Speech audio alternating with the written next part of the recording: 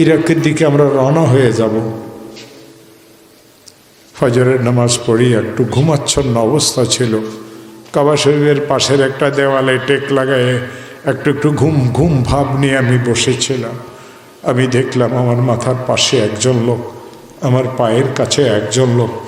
পায়ের কাছে যিনি, তিনি মাথার কাছে যিনি, তাকে জিজ্ঞাসা করলেন কয়জন লোকের হজ কবুল হয়েছে।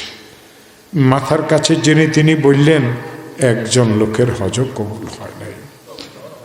পায়ের ধারের তিনি যিনি বললেন লোকেরা এত কষ্ট করে হজ করেছে, টাকা পয়সা খরচ করেছে, অথচ তাদের হজ কবুল হয় নাই, তাদের কি উপায় হবে?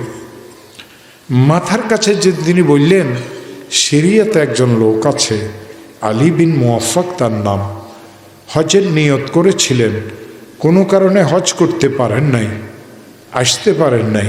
আল্লাহ তাআলা তার নিয়তের উসিলাতে সমস্ত হাজিকে মাফ করছে। ঘুম ভাঙিয়ে গেল, পেরেশান হয়ে গেলেন।